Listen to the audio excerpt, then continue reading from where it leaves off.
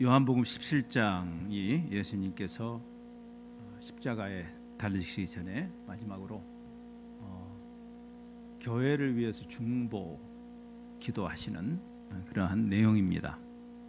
그래서 사실 교회가 무엇인지, 이 세상에 왜 있는지, 우리가 지금 여기에 왜 머물러 있어야 하는지에 대한 가장 권위 있는 그리고 원초적인 메시지가 17장이 아닐까 생각합니다. 그래서 그리스도의 교회론이라고 그렇게 말할 수 있겠습니다. 화면에 떠 있지 않나요? 네. 그래서 이번 어제부터 3일 동안 사실은 우리가 17장 전체를 이렇게 보는 게 굉장히 중요하고,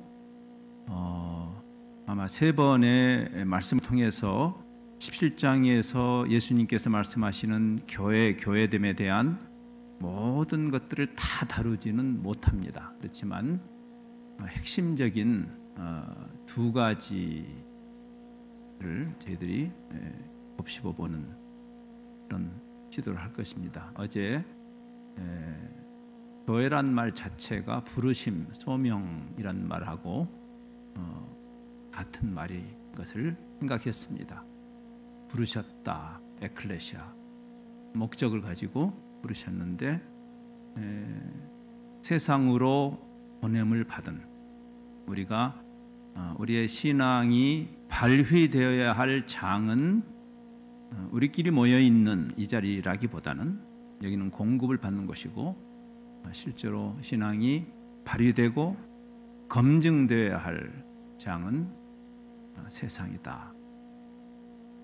그래서 500년 전에 개혁자들이 신앙의 자리를 성당으로부터 도시로 끌어낸 운동이었다, 그렇게 볼 수 있습니다. 잘 아시는 깔뱅 같은 사람이 제네바에서 성당이 아닌 도시에서, 삶의 현장에서 개혁운동을 일으킵니다. 스뱅글리 같은 사람이 수릭이라는 큰 도시에서 개혁운동을 일으킵니다.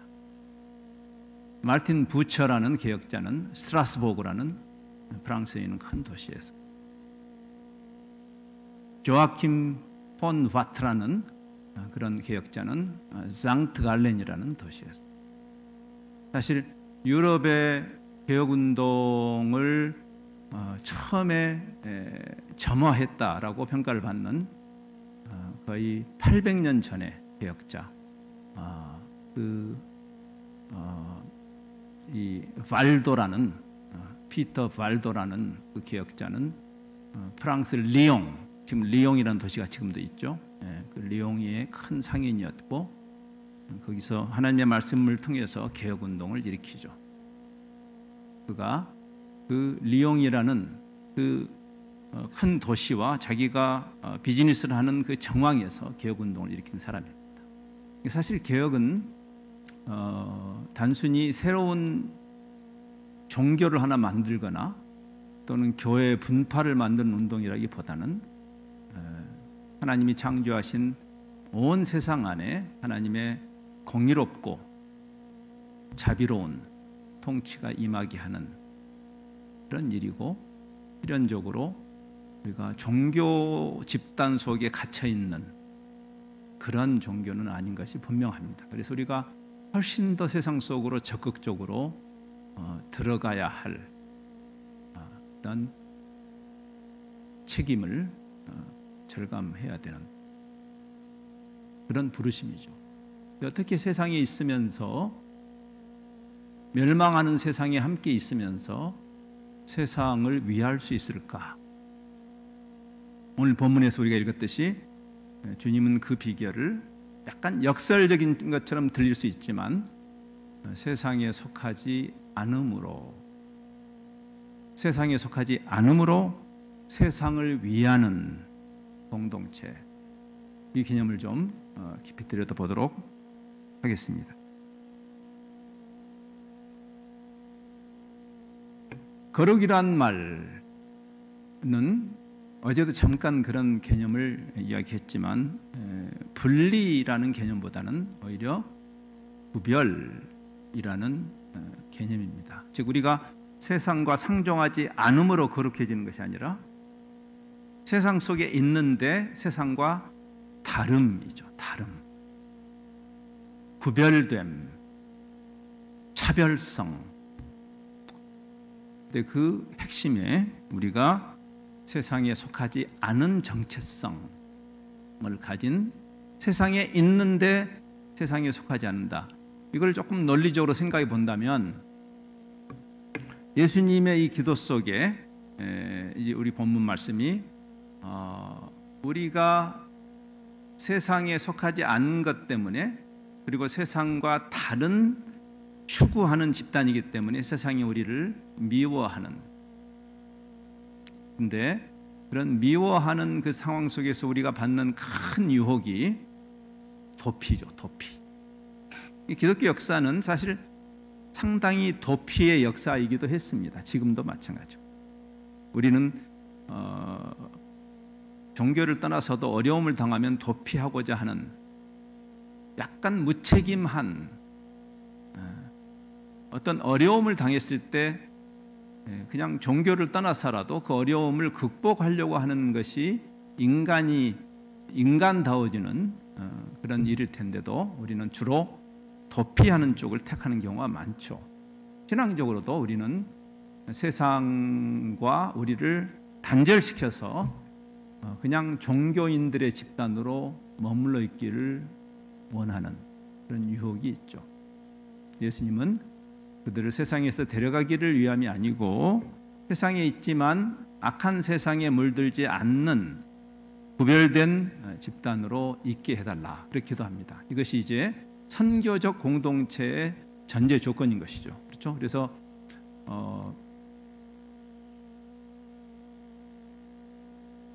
죄송합니다. 제가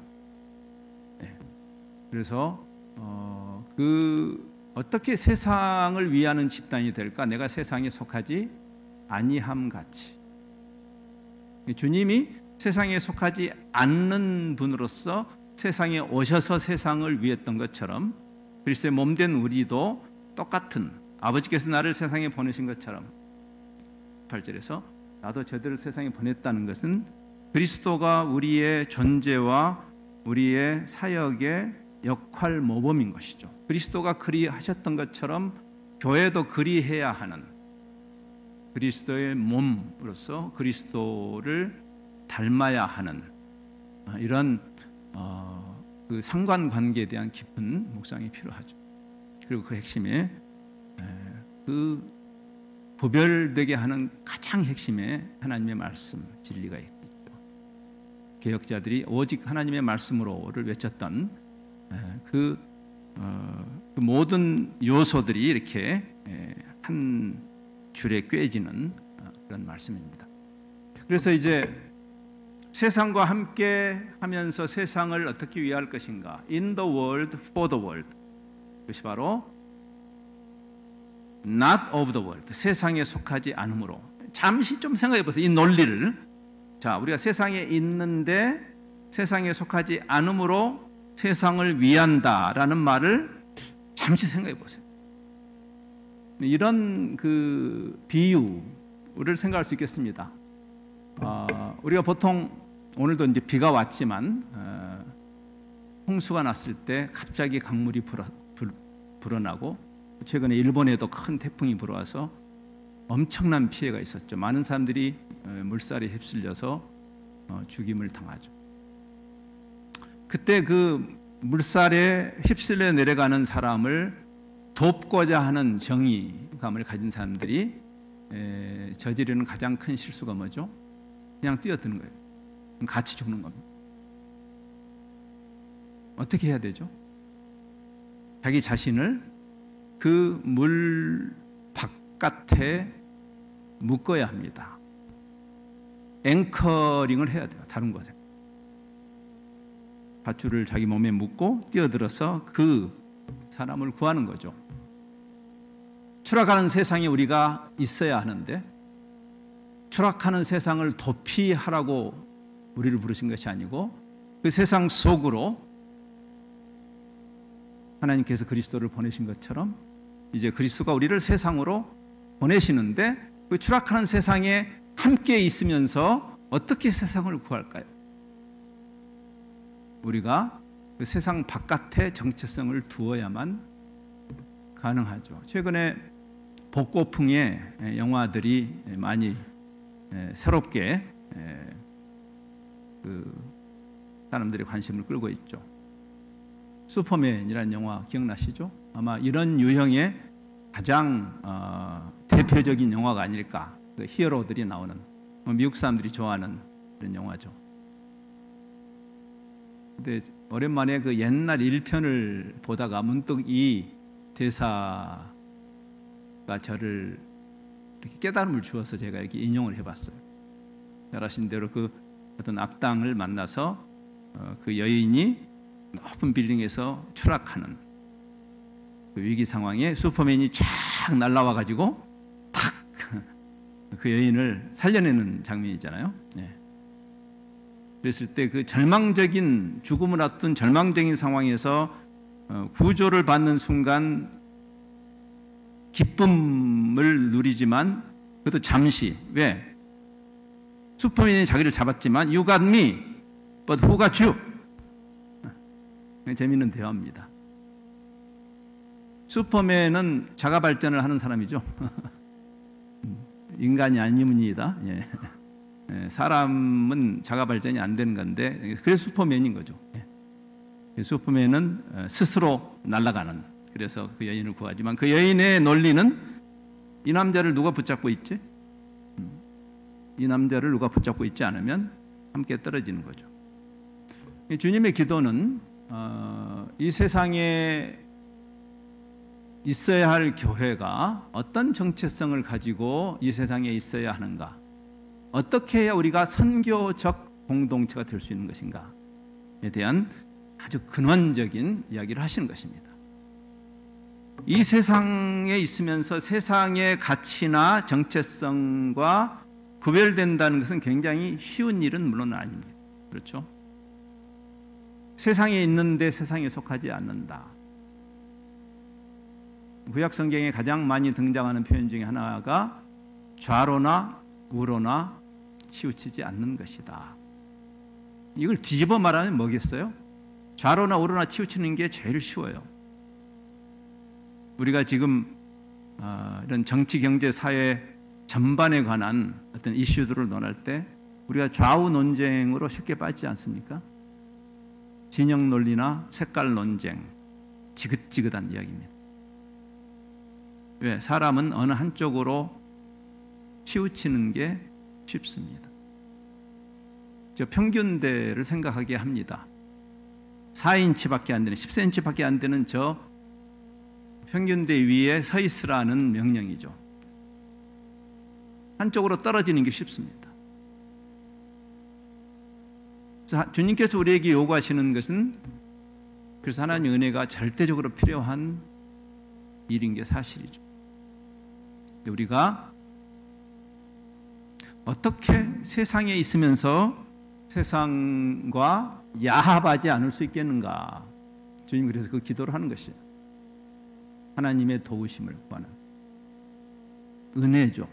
우리가 구원에 이르는 것도 은혜지만 우리가 그리스도인의 신분을 가지고 선교적 존재로 사는 것도 은혜입니다. 내가 비옵는 것은 그들을 세상에서 도피하도록 기도하는 것이 아니고 세상에 있으면서 그 악한 세상에 물들지 않도록 지켜주시라고. 주님의 주기도문도 마찬가지. 우리가 늘 암송하죠. 악에서 구하소서. 우리를 악에서 구하소서. 하나님의 은혜의 손길이 아니고 우리의 의지적 노력만으로는 절대 불가능하다는 것을 우리는 이미 반복적으로 경험하고 있죠. 세상에 살지만 세상의 가치를 따르지 않는, 이것은 일관된 성경의 시각입니다.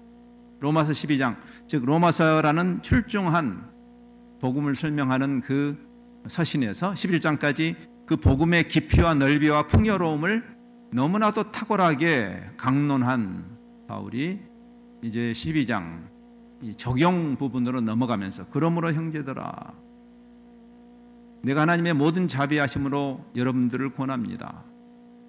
그러면서 그는 이렇게 말하죠.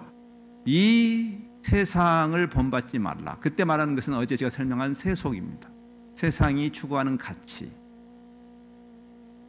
이 세상의 그 가치를 본받지 말고 마음을 새롭게 함으로 변화를 받아. 이것은 그 회심이란 말을 메타노이아, 회심이란 말을 풀었은 말이에요. 우리가 회심했다는 것은 종교를 바꾸는 행위가 아니고 그건 개종이라고 그러죠. 성경은 개종에 관심이 있는 것이 아닙니다. 여러분이 절간에 다니다가 예배당에 나오면 되는 것이 아니고 근원적으로 창조주를 만나는 것이에요. 그분의 통치 속으로 들어가는 것이죠. 세상의 논리 속에 붙잡혀 있던 우리가, 악의 통치를 받던 우리가 사랑과 공의의 하나님의 통치 속으로 들어가는, 그래서 관점이 바뀌는, 그분의 선하시고 기뻐하시고 온전하신 뜻이 우리의 아젠다가 되는, 이게 일치되는, 주님께서 우리의 기도를 교정해 주시는, 단순히 종교꾼이 되어서 종교 활동으로서 기도하는 것이 중요한 것이 아니라 기도가 바뀌어야 되는 거죠. 회심한 자의 기도, 아버지의 뜻이 이루어지는, 우리를 향하신 하나님의 영원하신 뜻을 추구하는, 그게 하나님의 통치인 것이죠. 그분에게 속한 자들입니다. 대단히 근원적인 교회됨, 단순히 우리가 종교인들이 모여서 종교활동을 하면 교회가 되는 것이 아니고 그 회심을 통과한 자들의 관한 이야기죠. 어제 제가 소개했던 그 데이빗 보시라는 신약 신학자는 그래서 이 부분에서 현저하게 잘못되고 있는 역사적 교회와 현대 교회에 대해서 이렇게 진단을 내립니다. 통합성이 결여됐다. 조금 말이 어렵죠? 단성론자처럼 그리스도의 신성이나 인성만 강조하는, 그것이 초대교회 때 계속되는 이단들이었습니다. 신약 성경에 이미 나오죠. 플라톤적 이원론이라는 말을 쓰죠. 우리가 신약 성경이 그리그로 기록되면서 이미 이원론적인 영향이 들어오죠. 피할 수 없는 일입니다. 하나님의 영원하신 진리를 인간의 언어로 담는 과정에 생기는 일이죠. 어느 언어도 그 편견에서 자유로운 언어는 없기 때문에 어떤 그릇으로 담아도 마찬가지죠. 한글로 담으면 한국적 사고가 들어가게 되죠. 영어로 담으면 영어적 사고가 들어가는 것처럼 신약 성경이 그 그리그로 기록이 되면서 사람들 사고 속에 그런 영육 이원론이 깊이 들어오게 됩니다. 우리가 왜 세상 속으로 들어가지 않을까요? 영육 이원론 때문에 그렇습니다. 세상은 악하고 우리는 거룩하다라고 생각하는, 즉 영육 이원론과 성석 이원론, 우리가 깊이 들어가 있는 것이죠. 이것은 신약 성경이 기록되던 그 시대만의 문제가 아니라 지금도 계속되는, 그래서 우리가 우리를 거룩하게 지킨다는 것이 세상하고의 접촉을 최소화시키고 우리끼리 시간을 또는 공간을 많이 확보하는 것이 거룩이라고 착각하게 되는 그것이 바로 통합성이 없는 종교 이해. 단성론자는 뭐냐면 예수 그리스도가 인간이거나 하나님이거나 둘 중에 하나라고 생각하는 사람들을 단성론자라고 해요. 인성만 믿는 자들 있죠. 그래서 예수님은 하나님은 아니다, 훌륭하신 선생님이다. 그것은 우리가 생각하는 메시아가 될 수가 없고 반대로도 마찬가지죠. 그분이 하나님이면 영은 거룩하고 육은 악하다고 보았기 때문에 거룩하신 하나님이 육을 입을 수는 없는 거다. 그래서 그분은 실제로 인간으로 오지는 않았다, 그렇게 보였을 뿐이다. 우리가 가끔 무슨 귀신이나 유령 이야기 하는 사람들 있잖아요. 그렇죠? 사진을 찍었더니 누가 나타났어, 이렇게. 내 육안으로 안 보이는데 뭐 그런 거 있잖아요. 그런 식으로 예수님이 실제로 육체, 이 더러운 육신을 입고 올 수는 없다, 거룩하신 하나님이. 그래서 예수님의 신성을 부정하거나 인성을 부정하는, 그래서 그런 관점에서 교회를 해석하는, 그러니까 교회가 세상에 있지도 않고 세상에게 영향을 미치지도 않는 그런 종교꾼들의 집단으로 전락하는. 그래서 한때 교회와 세상을 극명하게 분리했어요. 우리 복음주의 교회가 이 잘못을 많이 범해 왔고 지금도 범하고 있다고 생각합니다. 어제 제가 조지 바나 이야기를 했죠. 분리주의자들. 세상이 생각할 때 이벤제리칼 하면 먼저 생각나는 단어가 분리. 세상과 아무 관계가 없어. 자기끼리 좋아서 못 살아. 왜 있는 거예요, 여기? 이 세상에 왜 있는 거예요, 우리가? 그러더니 요즘에는 또 그 반대로 세상과의 긴장이 전혀 없는, 세상이 너무나 편한 우리에게 세상의 가치와 우리 가치가 정확하게 일치되어 있는 것에 속하죠. 어제 우리가 세상이라는, 우리가 보듬어야 할 하나님이 사랑하신 세상과 그 다음에 타락한 세상이 추구하는 가치, 세속을 구분해야 하는, 성경을 읽을 때 이 깊은 성찰이 필요한 이야기를 했습니다. 그래서 보시는 말합니다. 이러한 진단에 대한 진정한 처방이 십자가다.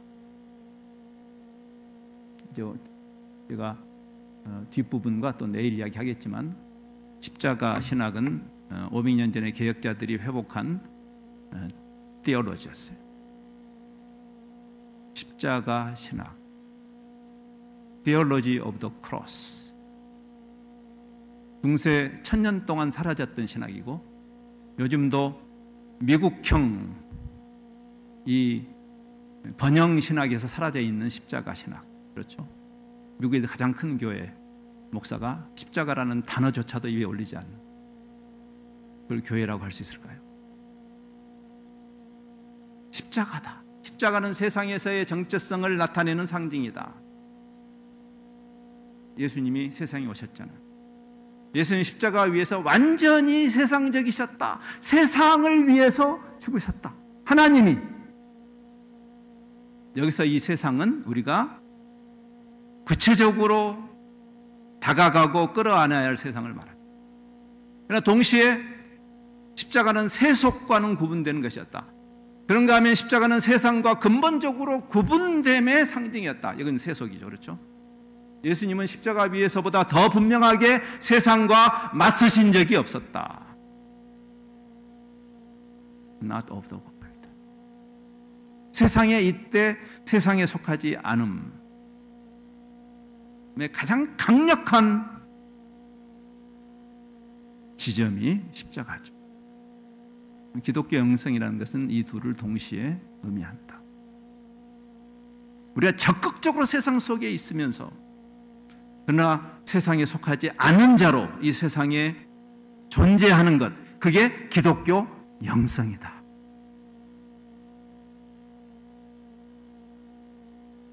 그래야 세상에게 소망이 있죠.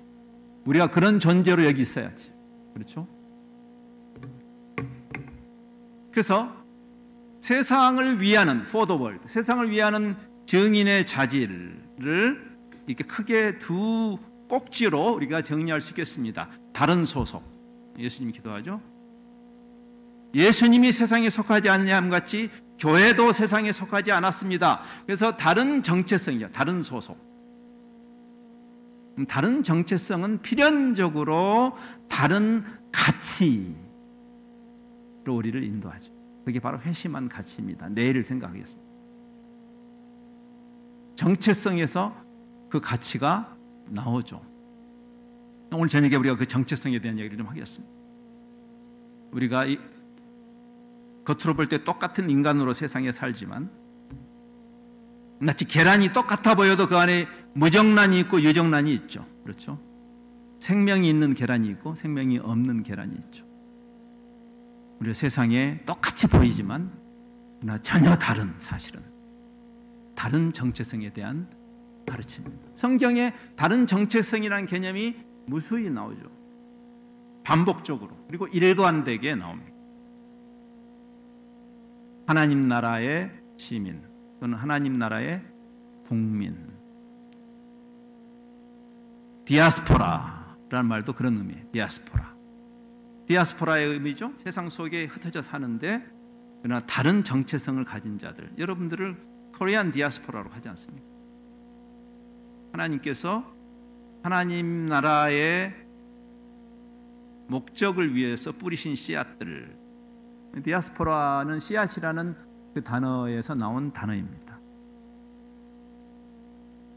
스페이레인이라는 씨를 뿌린다라는 그 단어 앞에 디아라는 전치사가 붙어서 디아스포라라는 단어 명사가 된, 영어의 스perm이 거기서 나왔습니다. 씨앗이라는 거죠. 하나님의 나라를 위한 씨앗들. 순례자 존 버년 같은 사람이 그 철로 역정을 쓰듯이 우리의 정체성이 이 세상에 있지만 이 세상이 우리의 거주지, 목적지가 아닌 것을 말하는. 왜? 다른 목적을 가지고 있습니다. 거류민이죠. 그럼 이 세상에 우리가 resident alien, 우리가 여기 살지만 여기가 우리가 영원히 살아야 할 곳이 아닌. 여러분의 신앙의 오리엔테이션이 주님 내 아메리칸 드림을 이루어 주십시오 정도로 끝난다면 그것은 주님께서 왜 이방인들처럼 기도하느냐라는 책망을 하셨던 그 지점이 될 것입니다. 오늘 저녁 식사를 하면서 여행 이야기가 나왔어요. 제가 국제본부 제가 80년대 90년대에는 인도네시아의 정글에서 있었기 때문에 많은 대부분의 선교사님들처럼 한 곳에 이렇게 쭉 있던 사역을 했는데 2000년대 들어서서 이 국제단체의 국제본부의 리더십 팀으로 그렇게 초청을 받게 되어서 제가 상상할 수 없었던 어마어마한 역마살 인생이 시작이 되었죠. 수많은 나라들을 저희 단체가 한 100여 나라에서 일을 하는 단체이다 보니 국제본부에 있는 사람들이 늘 가방을 가지고 서로 연결해주고 매치해주는 그런 책임을 맡아서 끊임없이 다녔습니다. 그러면서 이 정체성에 대한 수많은 리마인드를 하나님 시키셨어요. 엊그제도 제가 여기 미국에 들어올 때 샌프란시스코로 들어왔는데 거기서 여지없이 제가 이미그레이션을 통과할 때 어디로 가야 돼요? 포리너였어요. 저는 아메리칸 패스포트가 아니니까 에일리언, 포리너라고 써져 있는 데를 가는 거죠. 그렇죠? 그럼 거기 서면서 제가 다시 한번 내가 지금 미국을 들어보지만 미국은 내가 사는 나라가 아니지 라는 제 정체성에 대한 리마인더죠. 그게. 그렇죠? 레지던트 에일리언. 여러분도 맞죠? 근데 그럼 나는 여기를 왜 가는 거죠? 사명이 있어서 오는 거죠. 여러분을 만나고 또 이 선교 프로그램에 섬기도록 초청을 받았기 때문에 그 목적 때문에 들어오는 거죠. 제가 여기서 아메리칸 드림을 위해서 온 건 아니죠. 제가 미국에 와서 멋있는 것을 보면 감탄을 하지만 그러나 그게 나에게 유혹이 안 되죠. 왜? 난 여기 살 거 아닙니까? 여러분이 아메리칸 패스포트를 가졌어도 마찬가지. 성경은 말합니다. 여러분은 미국이라는 땅에 잠시 거류하는 레지던트 에일리언들. 왜? 우리의 리얼 패스포트는 거기 있습니다. 우리는 여기 순례자로 있는 것이다. 그래서 우리 신앙의 목적이 여기서 내가 선택한 이 꿈의 나라에서 떵떵거리고 잘 먹고 잘 사는 것이 하나님이 해줘야 할 역할이라고 생각하는 것은 근본적으로 말씀을 잘못 읽는 것이죠. 그것을 지금 예수님이 기도하시는 거예요. 교회가 그렇게 되라. 우리의 정체성에 대한 분명한 이해를 가지고 살라고. 그게 헷갈리면 잘못 사는 것이죠. 그래서 바울의 교회론도 결국은 이 예수님의 교회론에서 나온 것일 터입니다. 그렇죠? 예수님이 오리지널이죠. 교회가 어때야 되는? 주님께서 교회를 세우셨고 주님이 친히 그 교회의 머리가 되셨고 그리고 그 교회를 설명하신, 거기에 기반해서 바울의 교회론이 있는 것입니다. 바울의 교회론 중에 가장 탁월한 교회론이라 할 수 있는 에베소서는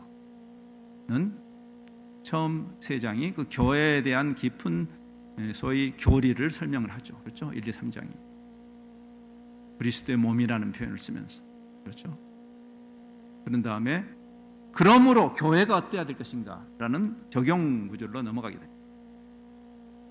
그러므로 너희가 부르심을 받은 일에 합당하게 살아라. 교회요, 아틀란타 새교회요, 주님께서 어떤 대가를 지불하고 어떤 비장함으로 자신을 던져서 이 교회를 세우셨는지를 기억하고, 여러분이 그 부르심에 합당하게 잠시 사는 우리의 삶이 허탄한 가치에 탕진되지 않고 그 부르심에 합당하게 살아야 할 것입니다 라고 말하는 장면이 바로 4장 1절이에요. 근데 제가 여기 원문을 조금 이렇게 음역을 해서 영어로, 이 로마 글자로 음역을 해서 실은 이유는 여기 약간 워드 플레이가 있기 때문이에요. 우리말로는 너희가 부르심을 받은 일에 합당하게 이렇게 단순하게 번역을 했지만, 사실은 원문에 가면 약간 워드 플레이를 했어요. 너희를 부르신 그 부르심, 너희를 불러내신 그 부르심에 합당하게 살아 할 때, 이 불러내심이라는 이 단어가 교회라는 단어하고 거의 일치하는 똑같은 어근을 갖고 있어요. 여기 에클레세테라는 이 단어가 나오죠. 클레세오스, 이게 소명이에요. 부르심. 근데 너희를 불러내신 부르심, 이 에클레시아라는 단어가 여기서 나와요. 그러니까 여기 지금 바울은 굉장히 의도적으로 교회됨에 대해서 지금 강변하는 것이에요. 교회를 주님이 어떻게 세우셨는가, 그 부르심이 얼마나 놀라운 것인가. 우리가 여기서 보지만 예수님의 자리에 우리를 두셨다. 얼마나 놀랍습니까? 예? 우리 같은 것들을 예수님이 계신 그 자리에 우리를 두셨다는 거예요. 하이콜이죠. 가슴 떨리는 영광스러운 부르심이죠. 교회의 영광이에요. 그리스도의 그 자리에 우리를 두셨다는 거죠.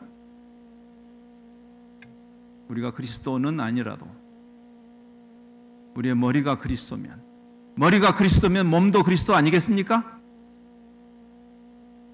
그 부르심에 합당하게 살라는 것이, 종교권 집단으로 살지 말고 세상 종교가 추구하는 것처럼 자기 욕심을 위해서 하나님 손목이나 비트는 그런 집단으로 살지 말고 어떻게 부르셨는지. 여러분이 17장을 계속 읽어보시면 계속 영광이라는 단어가 뒤에 나올 것입니다. 이번에는 제가 거기까지는 다루지는 못하지만 그 영광이라는 말의 의미예요. 영광이라는 것은 다움, 하나님의 영광이라는 건 무슨 말이냐면 하나님 다우심이에요. 하나님을 하나님 되게 하는 게 하나님께 영광을 돌리는 것이에요. 하나님을 비행기 태울 수는 없으니까. 하나님은 지존자시니까. 그러면 하나님이 어떤 하나님입니까? 하나님이 무슨 백두대간에 거하시는 산신령이 아니고 하나님이 만유의 주제니까 그 만유의 주제에 합당하게 그분을 인정하고 예우하는 것을 영광 돌린다는 거예요. 하나님 다우심이죠. 교회가 뭔가? 교회의 다움, 교회의 영광. 지금 예수님이 요한복음 17장에서 그 아버지께서 내게 주신 영광을 내가 그들에게 주었습니다. 교회가 교회다워야 될 거 아니에요. 교회라는 간판을 달면 되는 것이 아니고 어떤 교회인데, 주께서 어떻게 세우신 교회인데, 그래서 거기에 합당하게 살아라. 교회다움, 그리스도를 드러내는, 우리가 그리스도의 몸이라면 무엇으로 우리가 참된 교회라는 검증을 받을까요? 종교성으로? 그것은 바리새인들이 제일 잘해요. 그리스도를 닮음으로. 그리스도의 몸이니까.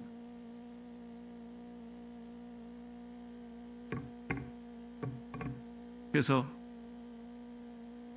하나님 나라의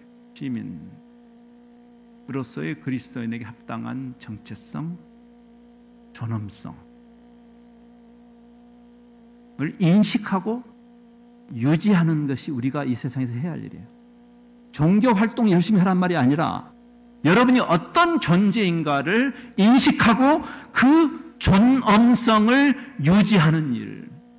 빌립보 교인들에게 바울이 울면서 하는 이야기. 내가 여러 번 여러분에게 말했습니다. 빌립보 성도들이요, 교회요, 제가 울면서 말했고 지금도 울면서 말합니다. 여러 사람들이 교회, 이 제도교회에 있는 사람들을 말합니다. 이 교회 밖에 있는 사람들 말이야. 교회라는 이 제도교회 안에 있는 많은 사람들이 그리스도의 십자가의 원수로 살고 있습니다. 두려운 이야기 아닙니까? 근데 그 사람들이 어떤 면에서 원수인가? 그들의 마침은 멸망이고 그들의 신은 배. 내일 좀 더 생각할 것입니다. 가치관 이슈예요. 여러분이 옛날에 많은 복채내고 찾아가던 그 용한 점쟁이보다 우리 조 목사님이 더 신통해 보입니까? 그래서 교회로 나오셨습니까? 우리가 결국 교회에 나오는 이유가 하나님이 여러분의 그 아메리칸 드림을 이루어주시고 여러분의 그 이 세상에 살아가면서 이 세상에서 꿈꾸던 그 가치를 더 많이 받는 것으로 하나님의 존재의 이유를 규정하십니까? 그러면 그들의 신은 배라고 그랬어요. 일용할 양식이 불필요하다는 이야기를 하는 거 아닙니다. 거행주의를 말함도 아닙니다. 그러나 다른 정체성은 필연적으로 다른 가치관을 유발하죠. 근데 세상의 가치를 더 많이 갖는 것이 기독교의 차별은 아닙니다. 다른 가치야, 다른 가치. 세상은 이해할 수도 없는 가치. 다른 가치. 이 세상의 논리로는 설명이 안 되는 가치. 근데 진짜 그것이 내일 생각할 꼭지예요, 사실은. 다른 정체성은 다른 가치를. 지금 여기서 지금 바울이 왜 울어요? 다른 정체성을 가져야 할 사람들이 옛날 가치를 붙들고 있는 거죠. 이 두 주먹도 안 되는 이 위장을 채우기 위해서 사는 거예요. 아메리칸 드림 그거 아닙니까? 그들의 신은 패고 이 부끄러운 짓을 이창동이란 영화 감독이 참을 수 없는 기독교의 가벼움을 밀양이란 영화에서 고발할 수밖에 없었던, 우리가 잘못한 거예요. 이창동 씨가 잘못한 게 아니에요. 부끄러운 짓을 밥 먹듯이 하고 은혜를 어뷰스하는 사람들 용서해 주실 거야, 주님. 오히려 세상은 부끄러워하는데 교회가 부끄러운 줄 모르는 세상을 지금 우리가 살고 있지 않습니까? 예? 온갖 나쁜 짓을 다 하잖아요. 교회가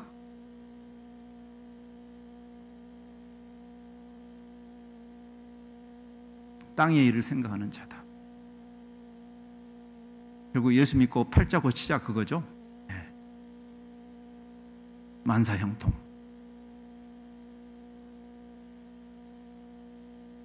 그러나 우리의 시민권은 하늘에 있다. 바울이 빌립보 성도들에게 울면서 리마인드 시키는 거예요. 우리 시민권은 하늘에 있습니다.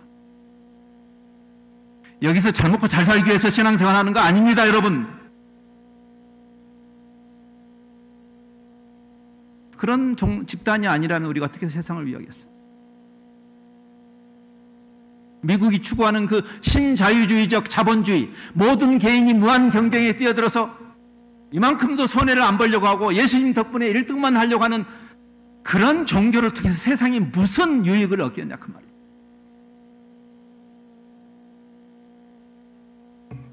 성경이 말하는 교회됨, 지금 예수님이 기도하시는, 그리고 바울이 울면서 호소하는 일관된 교회론에 대한 깊은 성찰과 이 시대에 해당하는 레포메이션이 또 필요할 겁니다. 저는 결론으로 가면서 그래서 이 정체성 상기에 대한 도전을 드리고자 합니다. 내가 누군가 대단히 중요한 질문이고 대단히 위력적인 질문입니다. 제가 이제 비행기를 많이 타다 보니 어떤 때는 너무 지루해. 이번에도 제가 올 때 인천에서 샌프란시스코는 오히려 덜 지루했어요. 제가 이렇게 각오를 해서 그랬는지. 근데 의외로 샌프란시스코에서 여기 아틀란타 오는데 그렇게 지루하더라고요. 너무 얕잡아 봤나 봐요, 제가. 어떻게 지루한지. 그럴 때 이제 제가 하는 여러분도 그러겠지만, 그러면 제가 몸살을 하다가 뭐 이것 해보고 저것 해보고 안 되잖아요. 그래서 이제 최종적으로 어디를 갑니까? 그 앞에 포켓에 있는 인플라이트 매거진을 펴게 되죠. 안 읽고 싶은데 정말 너무 막 좀 있으셔가지고 이거라도 읽는. 얼마 전에 제가 그 매거진을 열었어요. 열었는데 거기에 흥미로운 아리클을 봤습니다. 여기 제가 US Navy SEAL이라는 미국의 여러 특공대들이 있지만 가장 짱이라고 하는, 뭐 그건 어떻게 증명할 길은 없죠. 다 자기들이 가장 세다고. 한국에서 해병대가 제일 세다고 그러고 우리 아들은 공수부대 출신인데 아니다, 공수부대 다 세. 어떻게 뭐 천국 가서 주님께 물어봐야지 뭐 누가 제일 센지. 근데 그 인터뷰 기사인데요, 흥미로운 기사였어요. 그 US 네이비 시얼의 수장, 그 투스타인데 그 사람하고 인터뷰하는 기사였어요. 여러분, 그 되게 이런 특공대들은 실제로 전쟁이 터지면 죽으러 가는 사람들인 거 아시죠? 자기 목숨을 던져서 적을 교란하는 사람들이에요. 그건 우리 아들을 위해서라도 남북 간의 전쟁이 일어나면 안 됩니다. 왜냐하면 공수부대도 마찬가지죠. 전쟁 실전이 터지면 적진 속으로 낙하시키죠. 공수부대를. 대부분 죽습니다. 가면. 그러니까 죽으러 가는 사람들이죠. 특공대들은. 그러니까 아무리 용맹하게 훈련을 받아도 실제로 죽음을 향해서 뛰어내리는 것은 쉬운 일이 아니죠. 그렇죠? 그래서 이런 우스갯소리도 있어요. 이런 실제로 뭐 훈련할 때 아마 낙하산 타고 뛰어내리는 게 재밌죠. 근데 실제로 죽으러 갈 때는 얼마나 갑자기 두려움이 엄습하면 그 용맹하던 사람도 주저하게 되죠. 그럴 때 어떻게 그 사람을 뛰어내리게 하느냐, 뭐 그런 우스갯소리도 있어요. 그래서 뭐 일본 사람들은 뭐 천황폐하께 반자해 하고 뛰어내리고 미국 사람들은 그 애국심을 강조하잖아요. 그렇죠? 그래서 국가에게 애국자가 되라 그럼 뛰어내린대요. 그리고 한국 사람들은 이 집단 심리가 강하니까 야 남들 다 뛰어내렸다 그러면 자기도 뛰어내리고 뭐 그런다죠. 아무튼 근데 이 인터뷰 기사가 어떤 거였냐면 그 네이비 시얼, 그 혹독한 훈련을 받은 그 사람들을 실전에서 사주로 내몰 때, 그때 그들이 두려워하는 마음이 생겼을 때 어떻게 하느냐라는 질문이었어요. 근데 대답이 흥미로웠어요. Remember who you are. 네가 누구냐? 그럼 뛰어내린대요. 여기 지금 1세 이민자들은 뭐 남자분들은 대부분 군복무를 하셨죠? 그렇죠? 저도 평범한 공병으로, 빈병 말고 공병으로 군복무를 한 사람입니다. 근데 참 재밌는 일은 뭐냐면 요즘도 그 군가, 우리에게 익숙한 군가를 들으면 사나이로 태어나서 할 일도 많다만, 그런 그 군가 있죠? 근데 그거를 이렇게 들으면 가슴이 지금도 뭉클해져요. 어느 가사 때문에 그런지 아세요?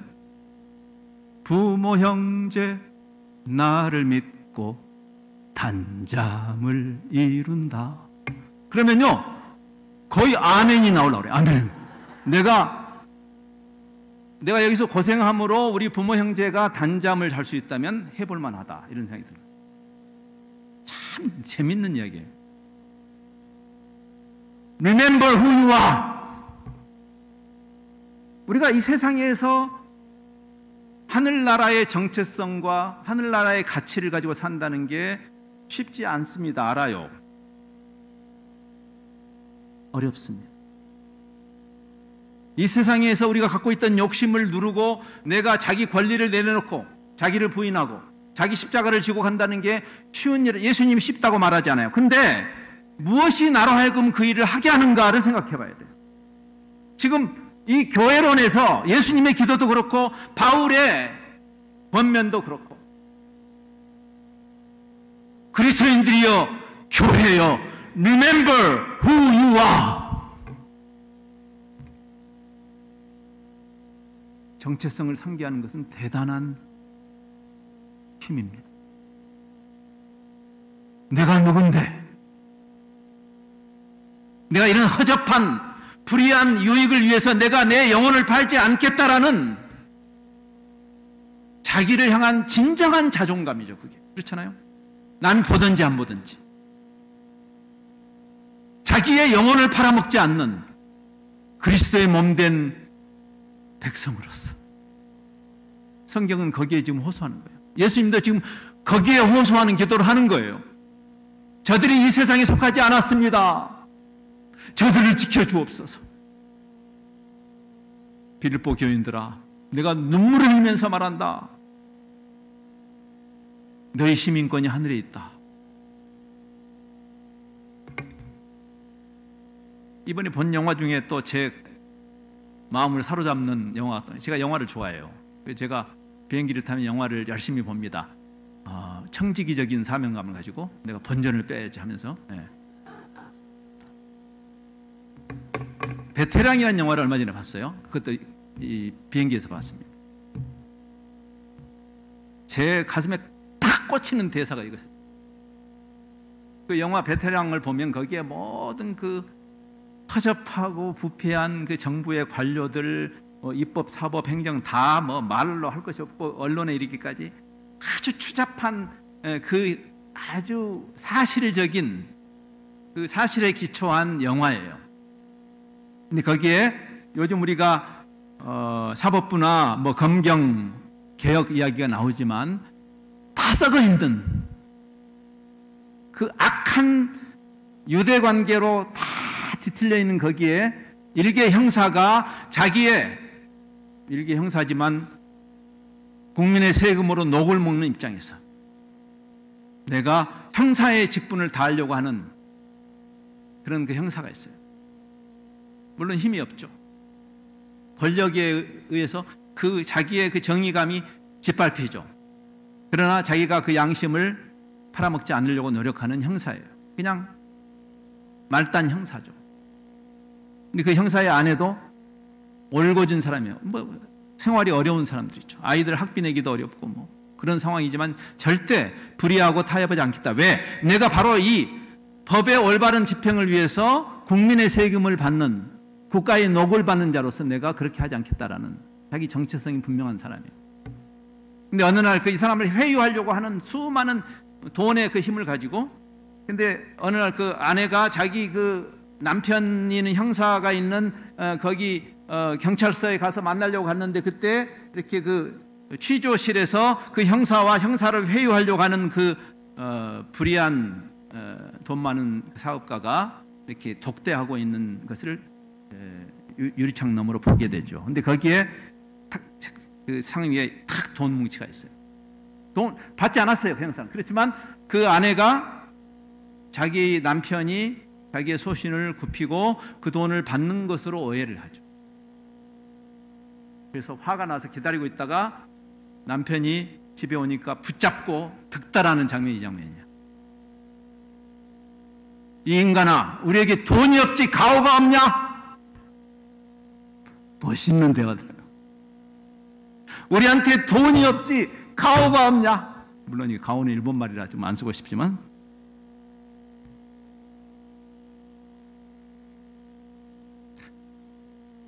신앙을 떠나서라도 이 세상을 사랑하는 평범한 사람들 중에서도 자기의 정체성과 존엄성 때문에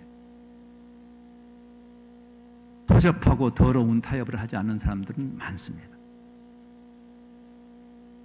하물며 그리스도의 몸된 교회가 어떻게 살아야 할 것인가? 성경은 일관되게 그리고 반복적으로 우리가 누구인가에 대해서 도회론적으로 우리를 깨우치시죠. 군의 군부도 많이 부패해 있죠. 그렇죠? 방위 분야의 그 천문학적인 비리를 보면서 참 저런 사람에게 우리나라의 국방을 맡기고 있다는 것이 얼마나 안타깝기도 하고 분하기도 한지 알 수 없어요. 그런데 그 가운데서도 자기의 그 정체성을 놓지 않는 사람들이 있는 것이 우리에게 희망이죠. 그렇죠? 91년 12월에 이상희 대위라는 파일럿이 그 전투기를 몰고 가다가 엔진이 결함이 돼서 추락하게 되죠. 패러슈트로 뛰어내리면 살아요. 그래서 탈출하겠다라고 관제탑에 연락을 했는데 그 비행기가 이제 엔진이 고장이 돼서 날아가는 그 방향을 보니까 민가를 덮치게 생겼어요. 그렇죠? 그래서 자기가 탈출을 포기하고 최선을 다해서 민가를 피해서 추락해서 죽는 사고가 있었습니다. 2008년부터 18년까지 최근에 10년 동안에 전투기가 11대가 떨어졌는데 단 한 대도 단 한 사람에게도 피해를 주지 않았어요. 아직 대한민국 괜찮습니다, 여러분. 이런 군인들이 있어요, 아직. 공군 조정사 교본에 인구 밀집 지역을 회피하여 전투기가 고장을 일으켜서 추락할 때 인구 밀집 지역을 회피하여 국가 재산 및 인명의 피해를 줄인다라는 교본을 따라서 이런 분들이 아직 있기 때문에 우리가 그 어마어마한 방산 비리에도 불구하고 우리가 절망을 아직 할 때는 아니다 이런 생각을 하게 되죠. 여러분,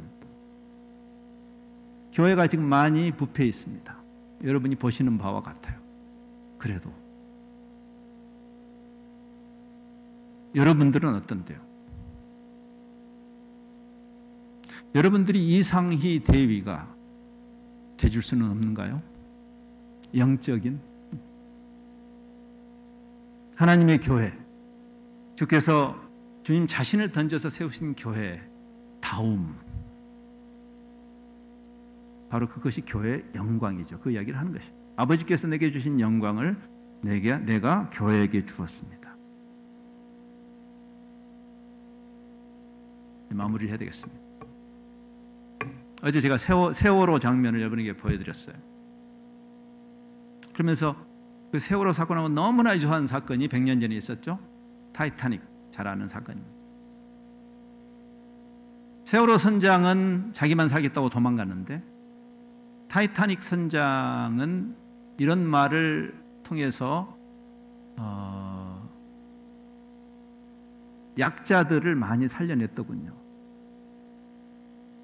에드워드 스미스라는 이 선장이 영국 사람이고 그 당시에 죽음을 앞두는 사람들이 전부 막 정신이 없다. 카오스죠. 서로 자기가 살겠다. 아무리 거기 질서를 지켜달라고 해도 패닉 상태에 있는 사람들이 그때 이 사람이 외친 마지막 말이라고 합니다. Be British, boys. Be British.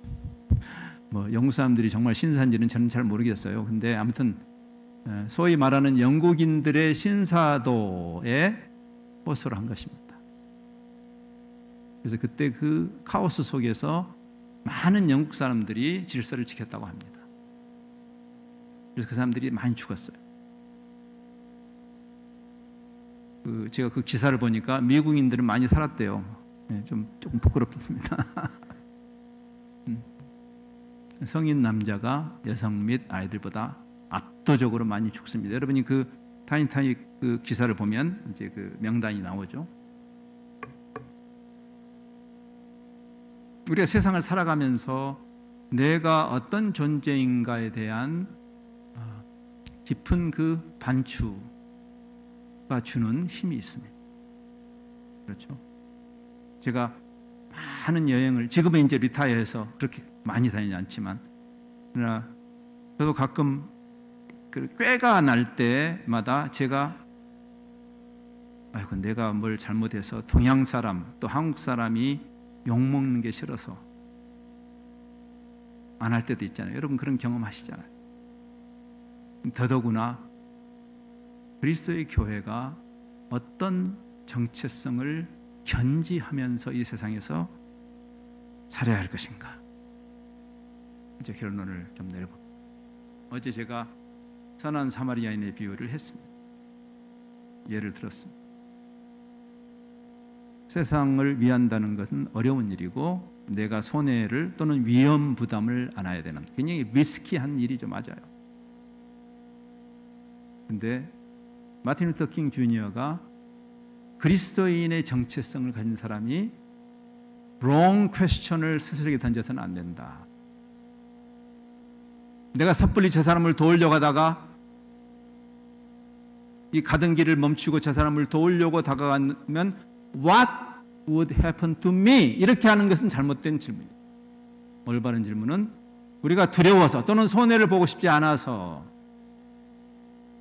마땅히 해야 할 일을 눈을 감아버린다면 What will happen to him? For the world. 우리가 세상에 있으면서 세상을 위하는 존재로 여기 있다면 우리가 끊임없이 물어야 할 질문은 나에게 해코지가 오지 않을까라는 질문이 아니고, 내가 이것을 눈 감아버린다면, 내가 여기서 타협해버린다면 세상은 어떻게 되는 거지? 라는 질문이 크리스천들이 스스로에게 물어야 할 질문이다. 이게 마지막 설교로 제가 말씀드렸죠. 마틴 루터 킹 주니어의 마지막 설교였고, 이 설교하는 그 자리도 사회에서 가장 혜택을 누리지 못하는 자들을 위한 그 캠페인의 자리였어요. 그리고 마치 이 설교의 내용이 자기에게 적용되듯 그 직후에 암살을 당하죠. 자, 마지막 페이지를 보려고 합니다.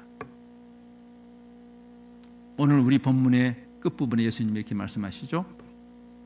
아버지께서 나를 보내신 것처럼, 나를 세상에 보내신 것처럼 나도 교회를 세상에 보냈습니다. 사실 아틀란타 새 교회가 선교라는 화두를 가지고 고민할 때 핵심적인 질문은 우리 중에 누구를 보낼 거가 아니라 우리가 이미 보냄받았다는 사실에 대한 인식입니다. 여기 있는 사람이 또 이미 하나님께서 여러분을 아틀란타로 보내신 거예요.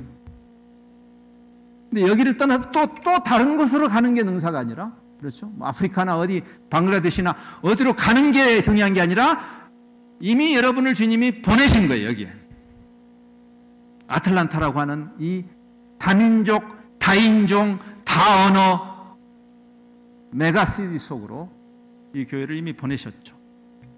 이미 보냄을 받은 여러분들의 선교적 존재로서의 자기 인식과 거기에 근거한 내가 지금 그러면 잠시 여기서 살아가는 나의 삶이 무엇을 지향해야 할 것인가라는 질문을 던지는 것이 마땅합니다.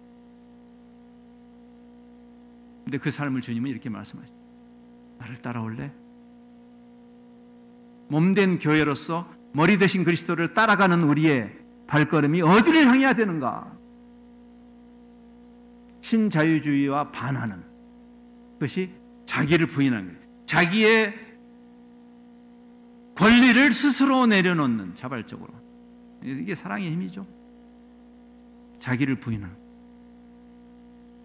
자기 십자가를 지고 나를 따를 것이다.